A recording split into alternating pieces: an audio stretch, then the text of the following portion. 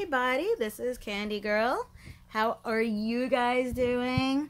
I'm here in, I'm home. Well, I'm home now, meaning that you guys know I got out the hospital days ago, but I was at my boyfriend's house for a while, to recover there. But I'm like, you know what? I need to go. It's like a really bad angle. Anyway, my head is looking all big and crazy. And, if you guys see my cornrows here, I got my hair done differently because I wanted something different for being in the hospital, but it's kind of getting crazy looking now. Anyway,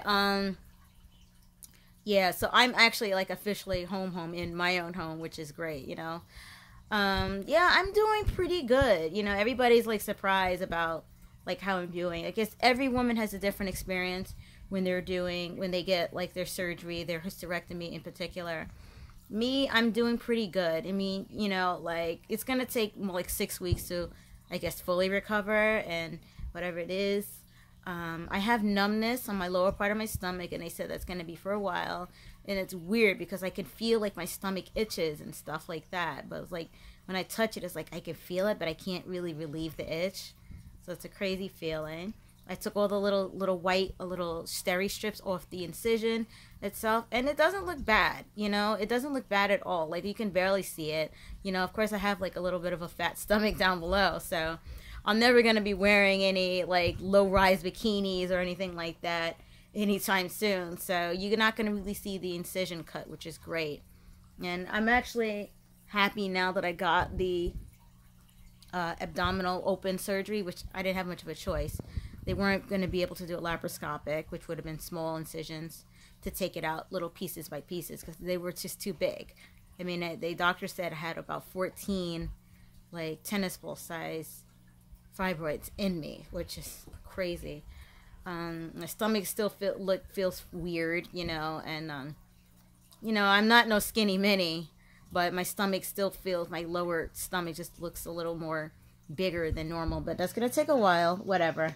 I can't work out for a while, but I'm able to walk. I'm doing walking, but the thing is, though, I can't stay on my feet too long because then I start to, like, feel uncomfortable and, and just uncomfortable. Not necessarily a lot of pain, just uncomfortable, and I got to sit down. So, but, I'm walking around the house, not lifting anything, not even my little Summer.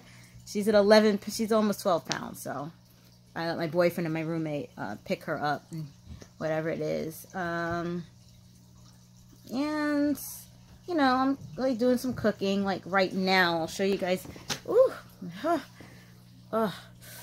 see, when I walk I can stand, but I can't stand up straight. I don't know if you can tell. No, whatever.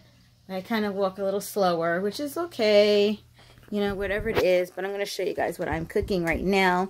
I did a video on this like a couple of months ago and it came out great. But right now, I am making some pork chops with apples and potatoes. And I didn't have pork chops this time. I'm using pork. My roommate got it from a Korean market. Pork shoulder? Pork butt? I don't know. It says pork butt on the packaging, but it's actually pork shoulder. So I'll show you right now. I don't know if you can see that. See, and sauerkraut. Sauerkraut's on the top. But there's pork in there, there's potatoes, and it's really simple to make, but you got to cook it in the crock pot for like 8 hours, 8.5 hours. You put the apples way at the end. You know what? I will leave a link down below to the video showing where I made it before, and you'll see like how great it came out. It's really good. And right now, it is cold here in my apartment, even though we have heat. And my living room doesn't have heat, but my bedroom does. The vents are there.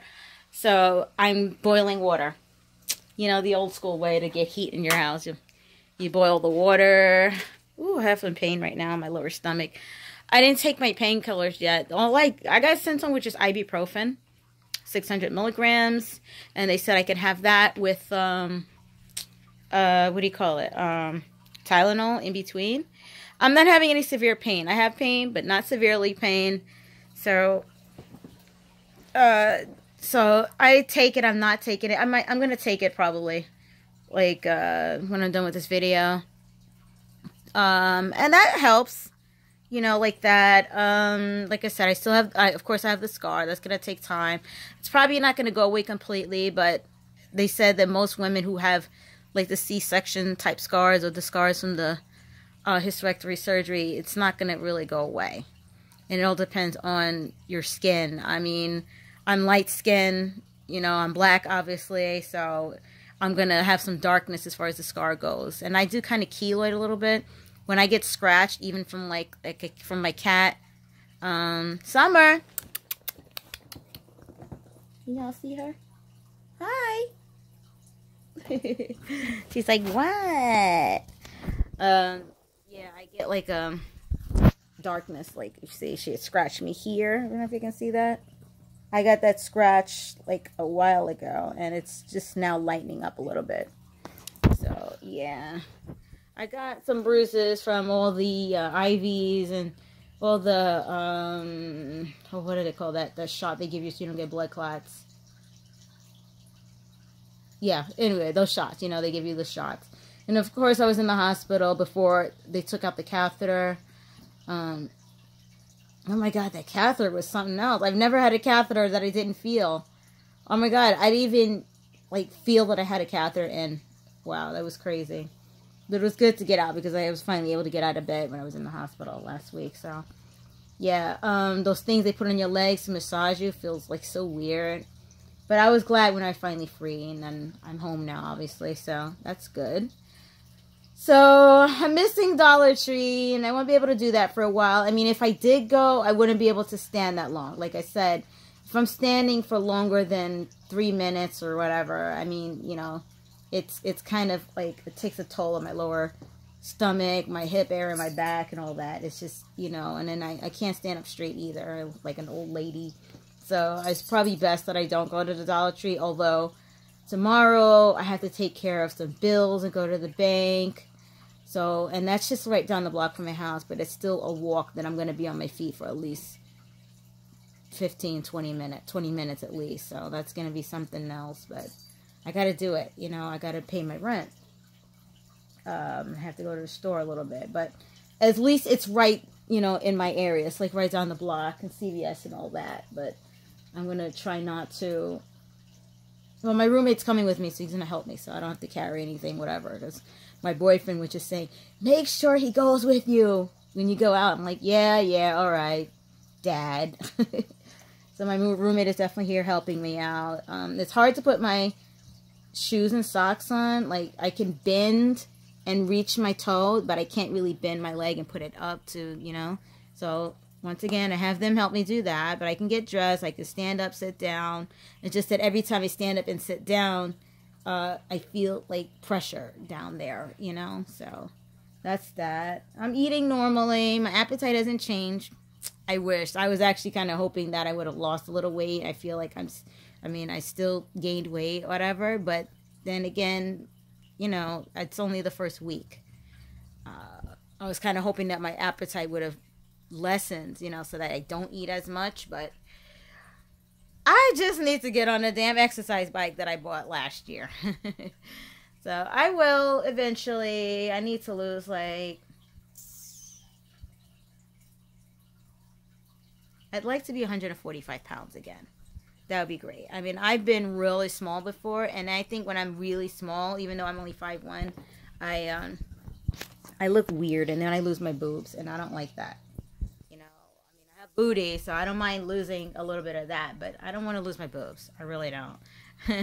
So I think it's best for me to be like somewhere about 145 would be great, so I don't lose too much boobage.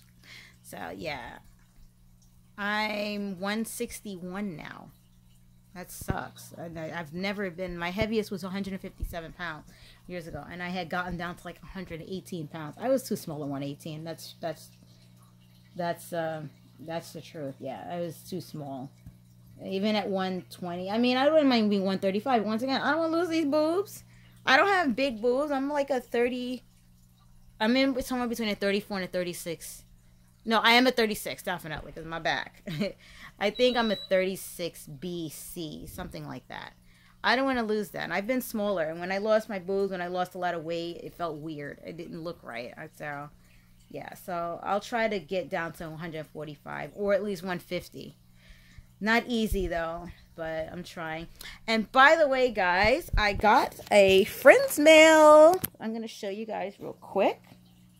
I got a friend's mail. I'm going to prop my phone up right here. I'm going to try to. From Miss Phone Jones. I got a really pretty envelope here. It's got some pretty, I don't know, how do I do this? Oh, I can't show you without showing my address, but it's got some pretty snowflakes and stuff on it. So, yes, pretty card. Okay, let me put my glasses on. Hey, people, how you doing? This is really pretty. Oh my God, it's a winter card. It's sparkly. It's like a lavenderish, I guess. Look at how pretty that is. Yes, really pretty. And it's pretty. This looks like a homemade card. I think she made this. Yes. If not, then it's, oh, there it goes. Paper magic. Well, anyway, it looks homemade. So it says, wishing you joy in the simple beauty of the season. Happy holidays. Phone Jones and family. And she's got really pretty handwriting. So I love her handwriting. Yes. Thank you, Miss Phone Jones. You know what? I'm going to leave this out because this is a winter card. And it is perfect for the winter. So I'm going to leave this right out. So thank you so much. Thank you, thank you, thank you for that card. And yeah, so, oh, and you know, this breathing thing that they give you when you're in the hospital. I did this, and they do this because they want you to keep your lungs working good because the anesthesia takes a toll on your lungs and all that. And they don't want you to get pneumonia. I did it. I think you're supposed to get up to, what is it, 2,000 or something. I mean, I feel like I can breathe fine, like I'm doing all right, but I had trouble with it. I'm just going to show you guys one like little prime example.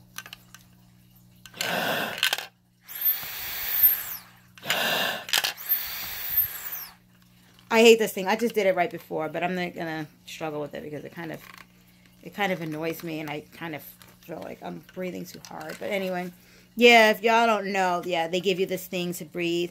I don't know how long, if you're supposed to keep doing it, like, well after you go home, because I had my surgery last Tuesday. But I've been doing it. I feel okay, you know, whatever. So I'm probably going to not do this anymore. Maybe once in a blue moon, not even every day. Ooh, right now my stomach just feels weird.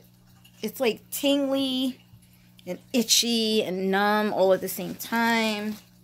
Quite annoying feeling. I'm going to be seeing my very excellent surgeon, Dr. Santandro, on the 30th. And let me tell you guys, I had a kind of a strange experience with him the day of the surgery. So, you know, they told us to get to the hospital by 6 a.m., right? We did. We got there at that time, but you had to wait, like we're waiting in the lobby. And then at 6 a.m., I guess a lot of people are scheduled for surgery, so they call you in, everybody goes in, you know, whatever it is. My boyfriend and other family members had to wait outside while we get ready in the room. Then they call them in later on. Anyway, so now the GYN that I had originally met, GYN surgeon, this young female that I had met months ago, said that she was going to be doing my surgery. So it's getting closer to the time that my surgery is going to be done at 7:45. Also, my older sister was there as well. So surgery was to be, I was going to get the cut at 7:45 a.m. last Tuesday. So then, since the anesthesiologist comes in, and you know, she's asking me questions about this and that, whatever, you know, like, you know, pretty much protocol, whatever you call it, what you're supposed to do before surgery, so they know how much to give you, all this and that. So then this guy, man, whatever, not that much older, I don't know, maybe he was in his 50s or something like that, comes over and he's talking to her, and he had his coat on. I guess he was just coming in, because it was so early in the morning, so you see a lot of the doctors and other doctors coming in. A lot of people were in there for different types of surgeries, knee surgery, hysterectomy like me, whatever. So a lot of doctors were just coming in, or surgeons, and he's talking to her about something, and then he starts talking to me. I'm like, oh, so basically I just found out right at that moment that he is going to be doing the surgery, when I thought all along it was my other doctor, Dr. Dr. What was her name? Dr. Sim? Something like that, a Korean lady. And I was like, oh, but I thought Dr. whatever was there. And then all of a sudden she comes over, and I guess she was a little confused because she thought she was going to be doing the surgery. So it turned out he maybe was like, maybe more veteran at this surgery. So he did the surgery. Dr. Santangelo did the surgery. And Dr. Sim, whatever, was going to be in the operating room there. The original surgeon that I had seen last month in the GYN office. Whatever, it was weird, but he did really great. And it was so funny. Like, my boyfriend was like a nervous wreck, and that's just normally how he is. He's a nervous wreck and asking all kind of silly questions or whatever it is. Me, I was just like, let's get this done, kid. I just wanted to go. And he was just surprised about how calm I was about everything. My boyfriend's a nervous wreck, and he's like asking when I'm going to be going home, this and that. And the doctor goes, oh, should be ready to go right afterwards. Of course, I mean, you know, I knew that wasn't the case, but I'm thinking, really? I thought I was supposed to stay in the hospital for a few days. And I just said to him, okay, whatever. And my boyfriend was like, what? My doctor winked an eye because he knew that my boyfriend was just nervous. He was just fucking with him. He said, I'm just fucking with you. He literally just said, I'm just fucking with you. She'll be here for a few days until, you know, whatever. It was funny. My doctor was kind of like, he was really good, the surgeon. At the same time, he like spoke freely, you know, and like, I don't know, like kind of like cursed a little bit and whatever it is. It's just, spoke normal. They were even talking about like making lasagna. My boyfriend was talking about how he makes the best lasagna, and then my doctor was saying, oh, he makes the best lasagna. It was craziness, whatever.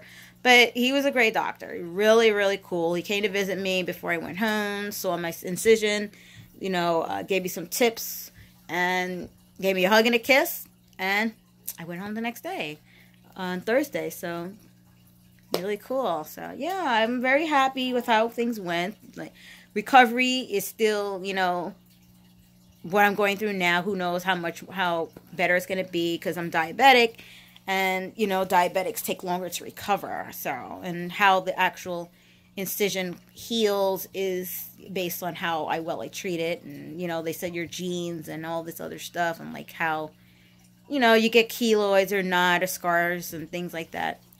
Whatever.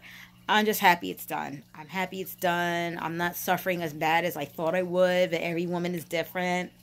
And it's really cool that people are surprised, you know, and non-diabetics, they're all surprised, like how bad, because every woman has a different experience. Some have it really bad, some don't. I'm good to go. Mentally, so far, it hasn't hit me yet. I mean, I don't know how I'm going to feel later on, months down the road, about having my uterus gone, whatever it is, you know. But I'm not going through menopause, which is great. I guess it would be different if they had taken my ovaries. And, you know, I'd be on hormone shots and all that. I'm so glad I didn't have to do that. You know, and I still have to go to the GYN and make sure my ovaries are good. You know, you could still get things wrong with your ovaries and all that. Hopefully that will never happen to me. Time will tell. All right, everybody. Thank you so much for watching. I'm going to go check on my pork in the oven, in the crock pot. And like I said, I will leave a link down below if I find it, to the video where I made the pork and the apples and the sauerkraut and everything in there, because it's really good. Yeah, it's really good. You just got to have some patience for 8 hours. But you don't got to do anything. Put it all in the crock pot, set it, and let it go. Take care. Stay sweet. Bye.